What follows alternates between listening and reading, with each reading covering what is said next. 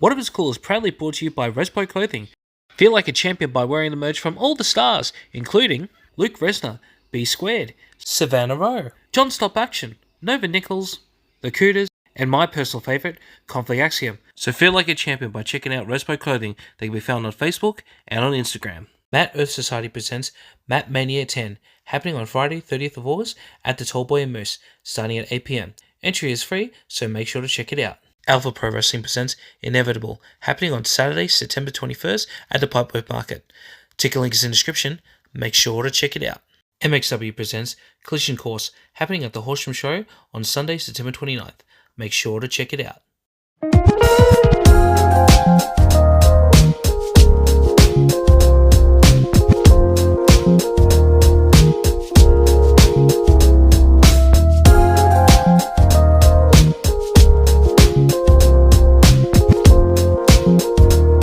It's Reaction Wrestling Wednesdays, and wow, I am incredibly nervous right now, and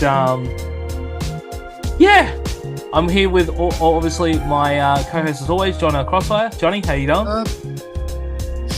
And I know a lot of people are gonna say the only reason why I go by DPC is because our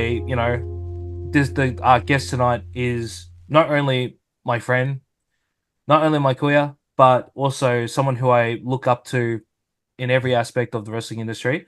But no, it's because the person who gave me the name couldn't say my name, Daniel Paul Crow. So that's it. But we're here with the amazingly talented my kuya, TJP. TJ, how are you? Hey, I'm all right. It never gets old whenever I can cross paths with somebody that knows what kuya means. So yeah. I enjoy whenever you share that with me. You say you always refer to me as kuya, and that's really nice. Robert Eagles does the same. But that's the thing. Like I think it's becoming a dying art now because although we're halfies, we say it, but I don't find many other people do it from that's past our generation. You know what I mean?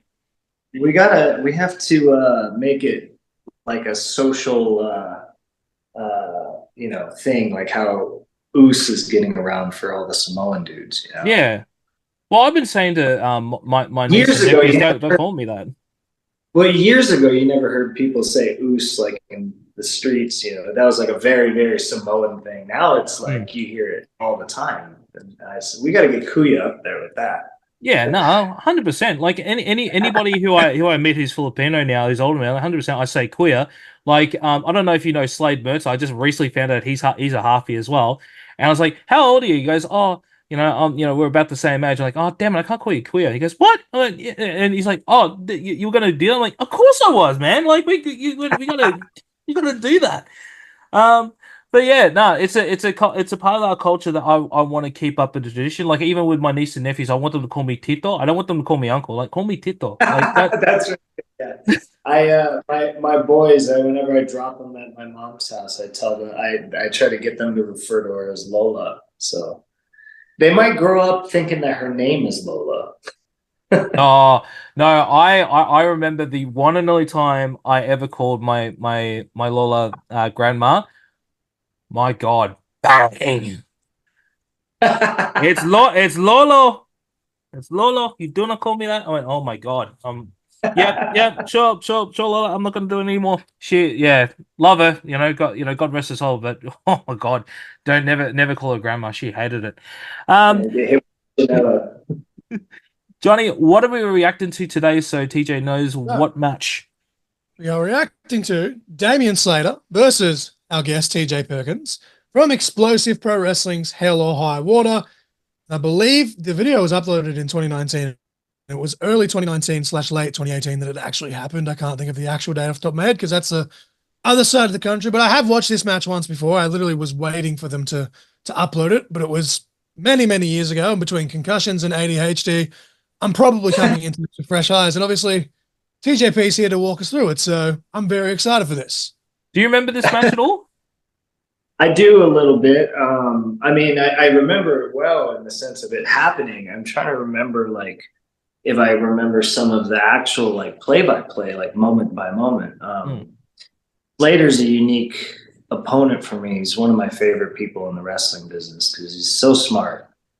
He's so incredibly smart. He's an incredible coach, and he's great to be in the ring with. So I have a particular fondness for this match. I was excited to do it, and afterward, for like a while, I look back on it pretty fondly, which I don't usually do. I usually do stuff and I leave the product where it lies, and I'm done with it. Even if I'm happy with it, it's not that I'm like oh, I'm not happy with most things. I'm happy with everything I do, but most of the time I just move on. But this one I remembered for a while. All right. As always, let's get right into the action.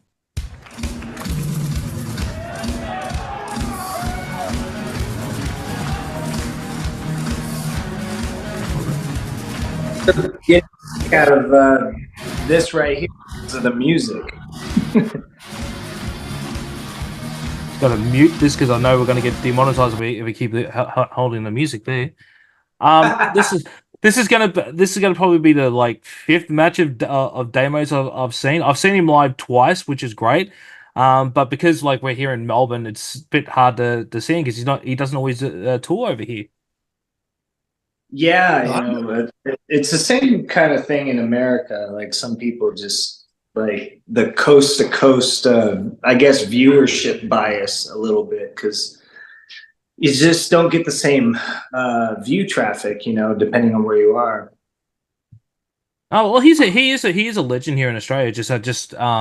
Unfortunately, I've gotten back into wrestling later in the game, so I missed a good chunk of 3 years of his career. And I think because the last time he was here in Melbourne, I think was at BCW. I could be wrong. Someone in the comments let me know. But yeah, I was so impressed with him. John, when was the last time you saw him? So it's probably been 4 years, if not longer, because time flies when you're having fun. But he was actually just very recently in my neck of the woods. Obviously, as you know, I don't live in Canberra anymore, but I'm still very close. And I think he was there about 3 months ago, and I just, because of health and everything, I wasn't able to go to that, which made me very sad because he had a pretty decent match from what I saw online. But I'm just going to play a little bit of the audio on this one, simply because I can't associate that theme song with you anymore. So your current one that you've been coming out to, like that's always what I'm associated. So every time I hear something different, I'm like, it's weird. This came on in the car or something on a playlist. I was driving somewhere recently, and it's the same thing kind of with me. Like for the longest time, it's like I self-associated with it. Now when I hear it, it's like it's not. It's like a stranger, I guess. I was actually just going to say that's TJ. Like, obviously, I can't speak from you, but even just as like looking on as a fan, the person that I'm looking at here is almost like a different person to the person we're talking to right now at this point. Well, I answered a question or something on social media last night, actually, because I know what it was. I was posting a video of my son. He was dancing to the music in the Scott Pilgrim anime.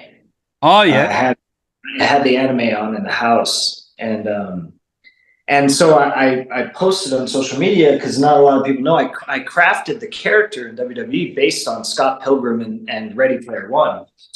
And so, there was a total, you could see it because I was only very recently out of WWE here. So like, I was very like still in the same mode. And there's like a warmness to the character that is, has a little bit of quirky charm to it, in a sort of like a childlike way, but it's very, very different from, if anybody has been watching me the last 5 years, 4 years or so. All right, I think we got your intros out of the way. There we go. Oh god, it's still too loud. There we go. Even for me at the most recent WSW show, because like this was the first time actually seeing TJ live, but it was just like when the music started, I literally had that second of what the hell is this? And then I was like, oh right, yeah, United Empire. Like for some reason, I think because my wife obviously was wearing like the old like TJP shirt, like. And then it was just like expecting, I guess, in my brain, it just kind of was like, oh yeah, TJP. And I'm like, wait, what? Yeah, United Empire, TJP.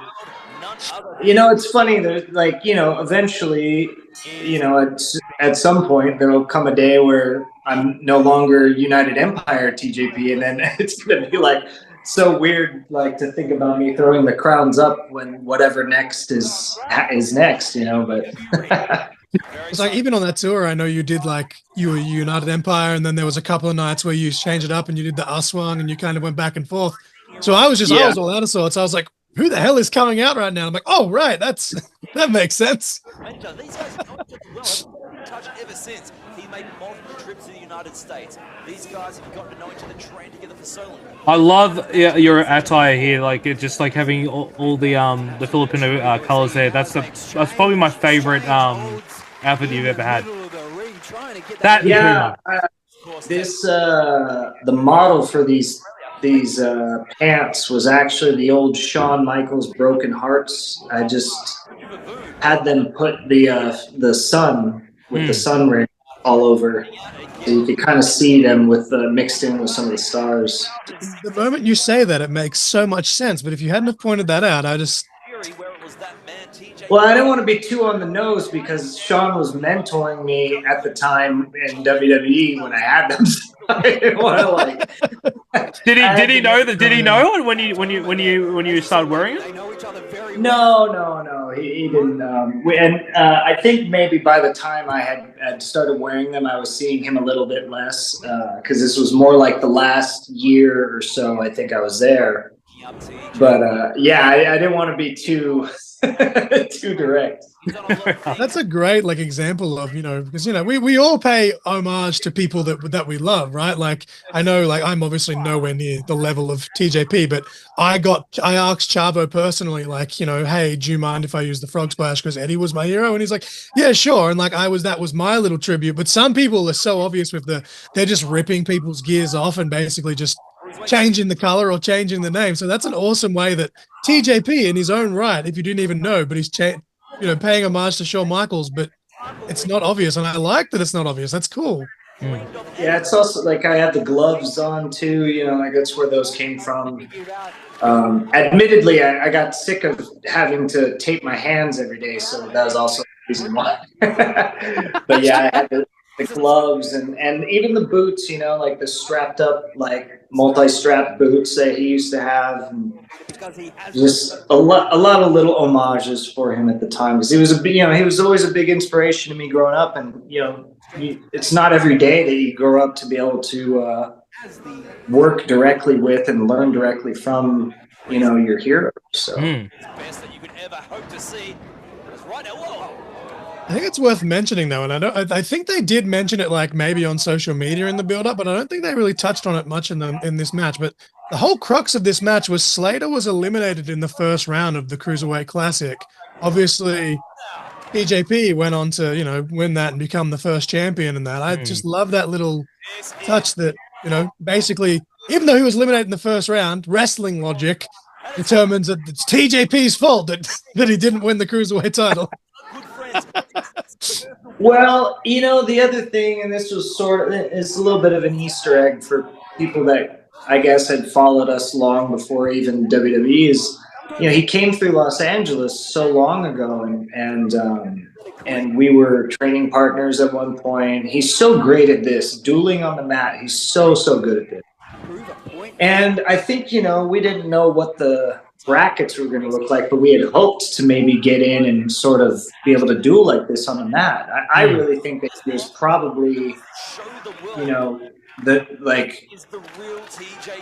probably the next best technician in that tournament. A lot of people would think I'd be looking forward to say getting in the ring with Zach, which I was. At a certain point, I thought we were going to meet in the finals, but I really think that Slater has the deeper bag, to be honest. And he's so incredibly talented at these things, and I really liked getting to do this with him.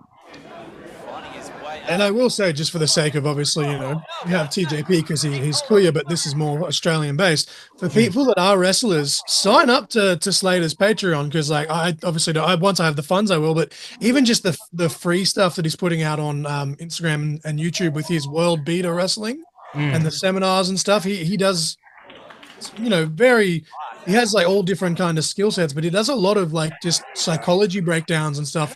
And then on top of that, if you subscribe to the Patreon, he does a lot of the technical stuff that TJ was just talking about, and all the some of the holds that are honestly becoming a lost art that you haven't seen in, God knows how many years, and they're very simple holds. And I think Brian Danielson actually, just recent as yesterday, I saw a thing that he said the same thing. Like there's literally hundreds of basic holds that you never see or even hear from, and Slater's trying to bring a lot of those. I love it when you do that. Yes. I was like, I said it before. I think it's like, I think Queer's trying to be like a kangaroo a little bit. And like he does that in Australia only. I always say that to people. Like, he doesn't say because he wants to be a kangaroo. See, I used to love when you used to pop out of that and dab, and I was actually kind of sad that obviously it's a different version of TJP. I was kind of sad we didn't get the dab at World Series after the. Well, they're asking for like dick twists and stuff. So. Oh my god! There was, at Melbourne, there was like twist his dick, and unfortunately, I was right next to the person that who started that chant, and I was like, yeah, go do it, twist his dick, come on. Yeah, we were like right up in the rafters in Sydney, and we had just some, couple of just drunk casual fans, and some of the random stuff that they were yelling out as well. And I think it was actually TJ's match as well. It was just like, Jesus. It's been a lot of beautiful chain wrestling and grappling, and that little snub there. There's a kid I wrestled recently too, not that long ago, like a month ago in Pennsylvania. He's only like 21, but he grew up on, I guess, the era that I was doing the Cruiserweight Classic. So he really wanted to use the dab pose in the ring. So I brought it back for a night. Hell yes. I love this modified version of the sharpshooter. Oh, that's so good. What would normally be a sharpshooter, but he's got the arms in on this one. How about that? Of course, keep in mind, TJ Perkins started wrestling. Went to the Moodle lock. Bridging back. Every time I see this move, like, because I have back problems, I just like, I wish, if I was ever to be a wrestler, I wish I could be able to do something like that. But I feel like that's going to kill my back. That's okay. Just lean on him. As you saw there, Damian would roll to the ring as soon as he went for that different maneuver. So maybe when I'm tired, I just lean on the guy's head. It looks like you're doing like a super advanced bridge. That could be a game-changing matchup. I always love that spot. Crowd is loving every single second of this action, as we are too. One thing I love about EPW shows like this little stage setup like that, where you're that close to the wrestlers. I wish, especially here in Melbourne, we have that sort of thing. Because John, one show you had something very similar, right? And it was not ECW, I think ICW. No, so our Central West shows we do that, but that's for the that's the corporate seating, like the sponsors and stuff. Okay. But in Sydney and PWA and stuff, they often do that. And the New Japan Tamahashi shows, they actually do it, where it's like it's a cheaper ticket because it's not front row, but you're literally on the stage. So I'm like, to me, that's a bargain. Up and over, hooks the leg as well, Slater. So about halfway through the match, are you how gassed are you right now, Queer? Not really. A lot of what's good about being a technician is you can kind of set your tempo points a little bit easier than, the guys that are more athletic. They kind of get stuck on the wire, and you kind of have to commit. And they're burning themselves out, but being able to control the pace is a lot more conducive to technical.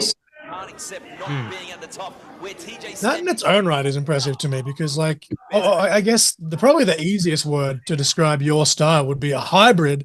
But even that, I feel, is an understatement because although you've shown that you're more of a technical and a type of wrestler in the past, you've still obviously shown that you can do all the high flying and all the high impact stuff when you want to. But I love that you're able to have so many different styles while still having one that stands out the most, I guess. Like a lot of the X Division guys are kind of just like a blend of different styles, whereas you have all of these different styles and then yet somehow the technical wrestling is still on top of all of those as good as you are with the other ones? Well, I'm a technician at heart. I'm really just trying to trick people into thinking I do the others. Pro wrestling, but it never ceases to amaze and impress me. Right now, the snapmare. I just want to take a moment, just to also just for people who've never seen Slate's in his element, how friggin' amazing he is, and just how underrated he really is. I really wish he had a bit more exposure. Yes, definitely. I hope that because I know like World Series, the last handful of tours they've done, they've like, kind of gone town by town, which I get it, you know, showcase the local talent. But he's one that I feel like should be on like every show and showcased around the country, because he is on that level of. He calls himself the world beater for wrestling. Like, he's a world-class professional wrestler. Oh, that's just painful. He's absolutely fantastic. We had him on one show on the World Series tour, the tour previous to this one, but only in only on that side of the country. He wasn't on for the rest, and it's a shame because he's so good. It's like, I feel like, you know, because obviously, you know, he's from Perth, and I get, you know, Adrian doesn't want to pay for flights, and maybe he just doesn't want to fly himself, Slats, but I feel like, you know, flying him up to Brisbane or down to Victoria or somewhere, like, those audience, I feel, would very much love to see him. Yeah. I know a lot of people in Victoria would definitely love to see him. Well, maybe with the 20th anniversary tour coming up in March, you know, Adrian, if you're watching, TJP versus Damian Slater again. Again, I don't speak for World Series Wrestling, but, you know, like, there's money on the table right there. That's what makes these two men. You won't do it, Adrian. You're scared. Mate, this is not the show to get heat. Watch or do whatever's called heat, okay? For that sort of stuff. Like the old Aussie peer pressure. You won't do it. You won't do it. No, I'll have to make a note that if TJP, obviously New Japan pending come March, comes, I'll have to make sure we get him some shapes and some Tim Tams. Oh yeah, 100%. Shapes, Tim Tams, Vegemite. Oh, that was a cheeky little chop. The tricky part about getting so many boxes of shapes on this last trip was they're a lot harder to keep safe on the way back. Tim Tams hold up a little bit easier, but the shapes, it's more delicate. Dude, even just getting them from the grocery store, sometimes you open them and they're all like crumpled in. Yeah, you know, like, and I had to go back to Japan for another like week or so. So I had like more tour to go, and I remember like when I finally got home, I was like, how did these things live?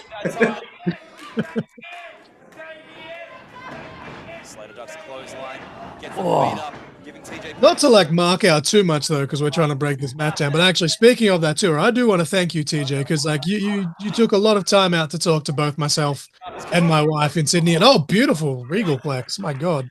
Caught the leg. It was almost as if he was going. Yeah, I gave you the I was the one that gave you like the 8x10 and stuff in Sydney, and I had the Manic action figure, and there was a few people that like they refused to sign it like unless I paid, which I get it. Like you guys have to make money, you know, it is what it is. But the fact that you and a couple of others were kind of like, hey man, like it's your stuff, so you've already paid for it. I really did appreciate that. No, I'm just happy to see it, you know, of course. I'm always happy to see when people have stuff like that, like collected and things. I mean, without that, we don't exist, you know. Exactly. Like, so for me, that's like, how could you not appreciate that, you know? And I'm actually glad that you liked the 8x10 that much now, because now, like, in my like little mini portfolio, in my half-assed attempt at graphic design with my one eye, the TJP one is now one of the ones that's like front and center of, hey, I could do this for you. Ooh, beautiful. I still have that 8x10 too. I have it with my other photos. I just saw it the other day when I was unpacking at a show. Nice. Kept it with me. Thank you. two amigos. Love it. Just don't know what's next. That's the thing, you know, as soon as he rolls that leg over, we were thinking it, Slater was probably thinking it, but he changed it up. Here goes TJP. Oh! Springboard. How do you prepare to get kicked in the face like that, though? Top rope now. Oh, I don't know. I'm not the one that gets kicked, so. Yeah. But this is coming from the guy who forgets to put his hand up for a super kick and gets kicked right in the eye. Yeah. At least you didn't do what I did with Tank. I forgot that he was left-handed, so when he went to throw a forearm, I turned my head, and I've turned into the forearm, and he just... John, I would rather a forearm to the face than a kick to the eye, mate. I was blind for 2 days.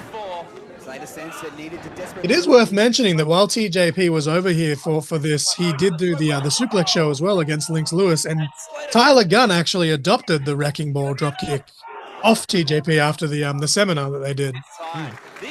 So TJ's fingerprints are still on Australian professional wrestling all these years later now. I mean, you know, I don't know, like, if there's this generational, like, starting point or something, but I do meet more and more, like, maybe it's just me getting older, but I meet a lot of kids now that are like, you know, they do certain things and whatever, it comes from me, and it's so weird to me that that's the case, you know. I still feel like I'm the 13-year-old kid that started a year ago, you know. Yeah, but you still look like a 13-year-old, you know, like you haven't aged a bit. Like, from the first time I saw you, you haven't really aged at all, man. Well, you know, it's in our blood. It's just crazy to me though that like I'm, you know, I'm not like old by any stretch. I'll be 30 in 2 months, but like I've been watching you since I didn't even know it was you. Like I watched like OG TNA where you were Puma, not to be confused with Prince Puma that a lot of people do, and then finding out all these years later that was you. And then I saw a match with you and Ultimo Dragon, and I think you were like 17, 18 at the most in that match in Japan. And that to me is nuts because you literally look at how good you were there, and then now you just—it's just insane to me that you've been going for as long as you have. Oh, I guess it's not trying to say that you're old, but like definitely. But like it's just crazy that you've been going that long. Kids around it.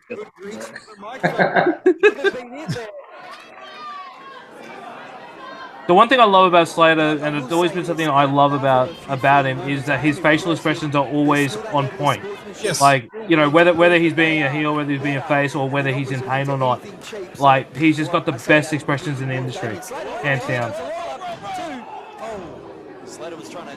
But it even comes to, obviously, we recorded an episode as we record this one last night, Dan, and we were talking off air afterwards. It's like, oh, I've known some of these people from wrestling for 12 years now. And you're like, how has it been that long? Like, I know. Just... Well, it's like me and Tass, or people that know the Manos. Like, we've known each other close to 20 years, but we just didn't, you know, cross paths properly until fairly recently. It's like TJP's been wrestling for like 20 years. And you're like, what? That doesn't make sense. But then you do the math and you're like, holy shit. Like, well, some of the earlier stuff I got into featured Puma, you know, and I didn't even realize it was Kuya until, like, I think when you were revealed as Manic later on. I think that was probably about the time that I did it as well.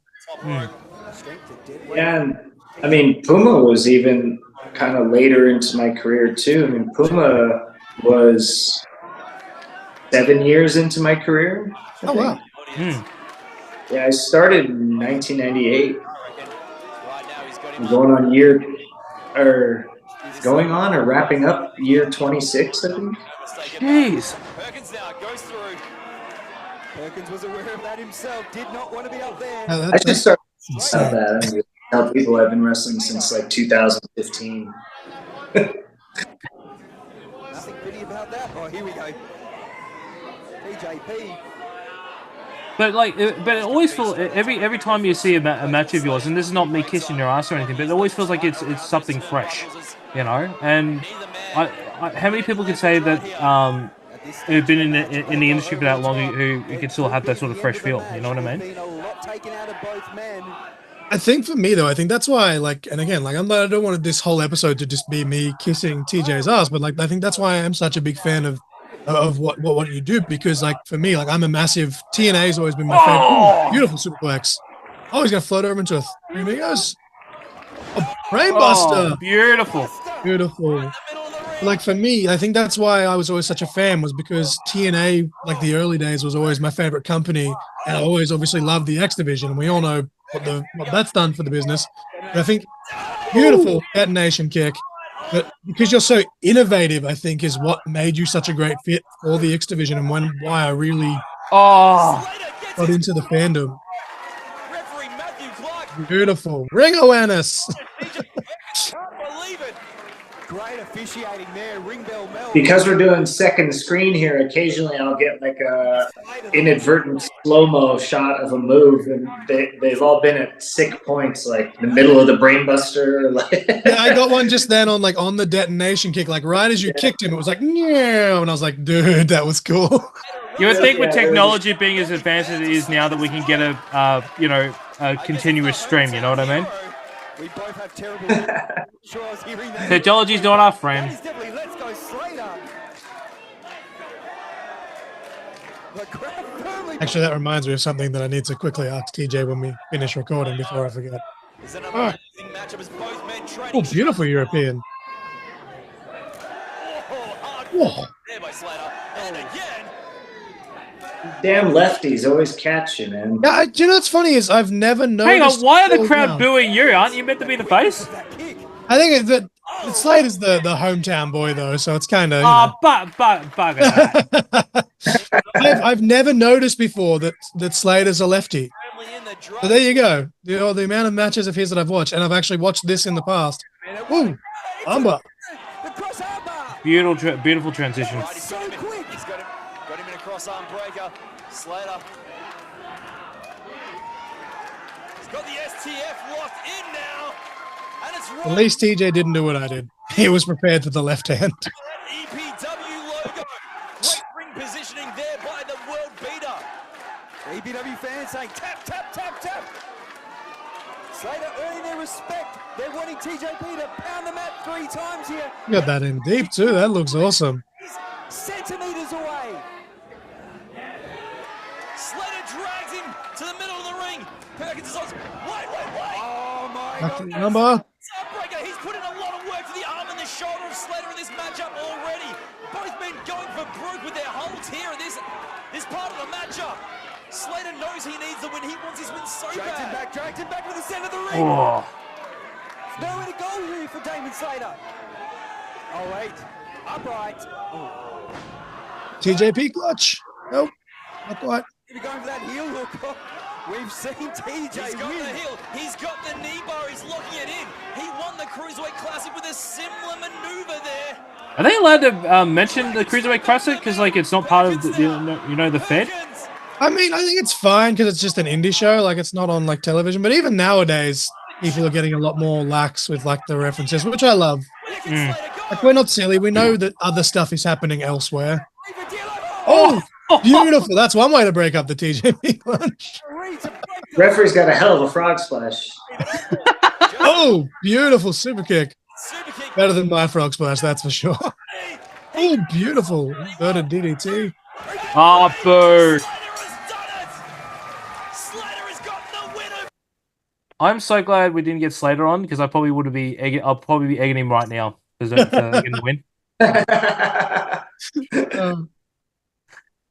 Oh my god! I feel like I somehow enjoyed that more than the first time I watched it. That was awesome. Oh, like again, two great matches. I don't think I've ever watched this one back. That was fun to do. Thanks, guys, for picking this. I've got to ask the question first because when I had you on the show the first time, and it's not a secret or anything, but you always say that you take something out of the match of everything. What did you take from this match from Slater? He's so good with, like I was saying before, he's so good with dueling on the mat. So like, also something I'd said before, like being able to set my tempo marks and kind of like plant flagpole points for myself is a little bit easier when you're a technician because you're hands on and you kind of can shape the moment more precisely, like molding clay. Him being so good at it and being able to sort of throw the match the other direction for a stretch, and it felt like we got twice as much out of a match that I otherwise would have only got half as much if it was only me dueling in that way. And so it's sort of put me in a position to figure out different ways to kind of recreate that in the aggregate when I'm like on the bottom, I guess. And because usually I'm not in that sort of scenario. That was one of the things I took away from that. And you know, there's little like timing things that I sort of discovered new, I guess, like a new feeling of, and because it's such a finite thing, like when you want to choose how you're going to time certain things. But in that back end, we're trading holds. There's a little bit of timing pattern that I sort of started to expand upon later after that. And that those were two of the things that I really came away from that. It's really more philosophical stuff, but again, I'm 1,000 years old, guys. So at this point, it's all philosophical. There's not too many physical things that I come away with anymore, but I forget more than I remember in that case. But in terms of that, you know, that was two things I sort of expanded upon my own lessons, I guess. John, what do you got? I know you said you got a question. Oh, I was going to do that off air, but I was just going to ask, like, obviously, like, I've been out of the ring for quite a long time now, but eventually when I get back in the ring, my finisher was a Claymore, which everyone is doing now. I just wanted to ask TJ if he minded if I use the detonation kick, because no, please do. Please do. If more of you guys do it, it means I have an excuse to do it less or not do it. But in terms of the actual match, though, being like going into heavyweight stuff now in New Japan, I would love an excuse not to pick somebody up because the opponents are just getting heavier for me. Yeah, he doesn't want to be throwing Suzuki over his shoulders. I understand that, but in terms of the Suzuki's fine, but I'd prefer not to pick up, you know, Bolchin Oleg or, you know, like. Or I guess if, you know, obviously you're both in the United Empire, but I guess if it came down to you and Jeff Cobb, you don't really want to be. Oh God. I could pick him up, but I don't want to. I mean, it's exactly, I can, but don't. I think my back will argue with me on that one. But in terms of the actual match, TJ, and like not to pull apart too much, but being in the ring with Slater, who is, as you say, very similar minded with the technical stuff, does that make it a lot easier? And with the trading holds to basically just call it out there, sort of thing, like just feel it, like. Yes. It's not an issue anyway. That's another reason why I like being a technician, is because like you can sort of. It's to me, being a technician is like somebody who's got a really good post game in basketball, like being like a wing or a guard and being able to like post up in the mid range. And it's like you have all these options. You're playing chess and controlling the timing of it too. You could take all the time you want, or you could do it blistering fast. And it's like a shoulder fake here, a head fake here, a pivot one way, a double pivot, a spin. You know, you square up to the guy, you go left, you go right, you fade back, you dip up and under, you pump fake twice. Like there's so many things that goes along with it. And the whole time you're just seeing doors open and close. You know, it's just options on options on options and options and options. And that's normally what I'm operating with. But when I'm there with somebody of Slater's caliber, which really, to be honest, that's almost disrespectful to him, because I don't think there's really anybody of his caliber. He's one of the best people I've ever been in the ring with. When you're in there with somebody like him, now you're not just seeing it, he's seeing it. So now you can kind of pull a read off of him. Normally I'm just pulling a read off of myself and off of the audience. Like, where are they at? What are they giving me, like, from an audio standpoint? And how can I take that cue and manipulate the tempo? But the tempo is going to also be dependent upon what physical options I have, which is only what I see. But in that moment, now I have a second person that I could see, maybe they're working towards their own set of options, and maybe I don't see all the options that he sees. And so now it's like I have double the amount of circumstances, so the story can be expanded. It's a small story because it's not the greater story. The greater story is the match, but the story within the story, that moment, can be expanded upon so much simply because this person sees the chessboard the same way you do. And to me, I love that. It's so incredible because I could sort of pass the wheel back and forth instead of having my hands on it the whole time. Well, it wouldn't be an episode of Reaction Wrestling Wednesdays if we didn't ask or talk about something random about Disney. Claire, do you have anything about Disney that you find cool that not obviously that nobody finds cool, but that's about just like something that you find cool about Disney? There's something I find cool about Disney. Yeah, I know there's like heaps. I know there's like heaps of things, but it's like for John, it's always going to be Disney Speedstorm. I'm just like, dude, you know, like I think you should get a sponsorship, John, for Speedstorm because you always talk about it. I think they should fix their shit because the current season is trash. You know, being from Southern California, like with the original park nearby, there's a lot of local culture, like surrounding, you know, details and like little like cult popularity for that. And so like, and it comes in different social circles. So like there's like Disney, like there's Disney gangs. They're not like real gangs or like fake friendly gangs, but like they affiliate themselves like biker gangs. So they'll have their own, like they'll all wear, you know, their denim vests, and they all have their own version of like a gang patch that they wear, and they'll collect their pins on their gang. And so you'll see other gangs pass other gangs in the park or like in the local areas outside the park, like at those restaurants and things. And so there's that culture. Then there's, you know, I love the hidden Mickey culture. I used to love that. One of my tattoos is a hidden Mickey, actually. This one right here, because Yeah, I'm stuck up with the old hidden Mickey.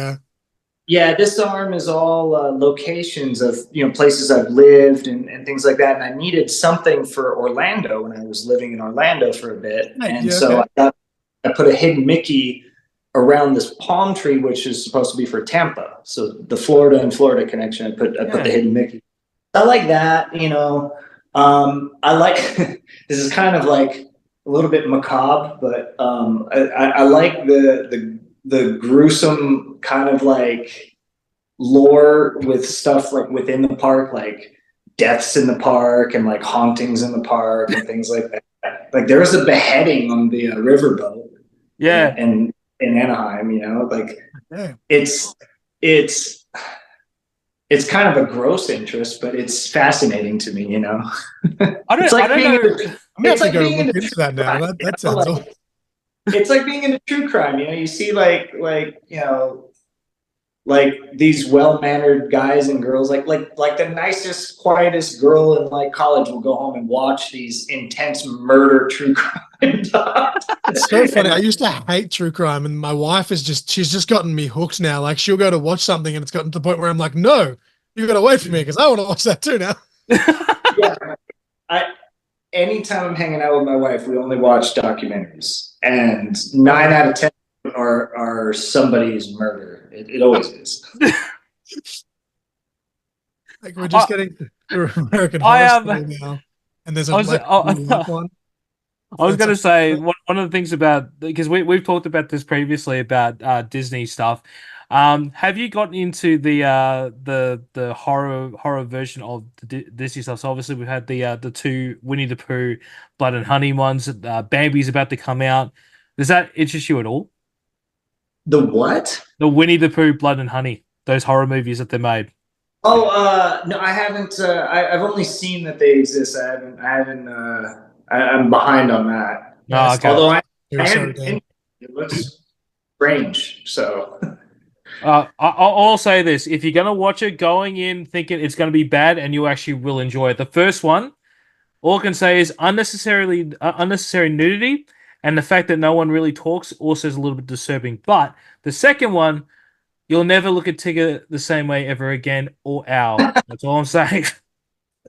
A wonderful. Well, I can't imagine ever going into them thinking they would be good. So I think they're funny. Like I don't know what that says about me, but it's a definitely an interesting experience, and I've got no one to blame but James Sly Silver for getting me into it, because he was the one who egged me on to doing it. But yeah, if you want to watch it, go watch it, but just remember they're going to be bad. Well, Claire, where can we find you on all your socials? Well, nowadays I feel like you almost can't find me, because I've been very kind of lax on them, unless I get really bored and like argue with other sports fans or something for a few hours. I feel like I'm hardly on anymore. But Mega TJP on the two main ones. I don't really have anything else. I don't have a Facebook. I haven't been streaming. I keep thinking I need to get back on that, but I know I miss your Twitches. Come on.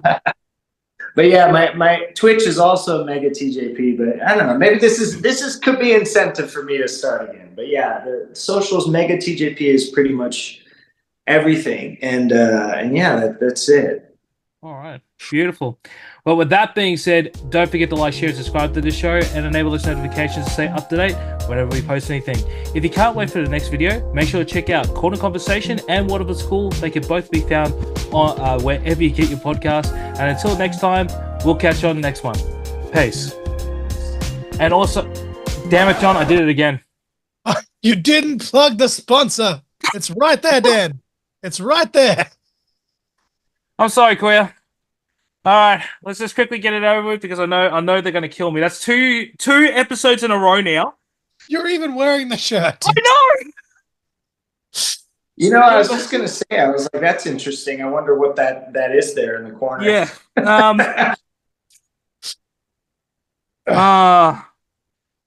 Don't forget to check out our sponsor here on What If It's Cool and on Reaction Wrestling Wednesdays, Respo Clothing. Make sure to check out Respo Clothing, where you can make yourself feel like a champion by wearing the merch from all the stars. Make sure to check out Respo Clothing on Facebook, Respo Clothing, and on Instagram, Respo.clothing.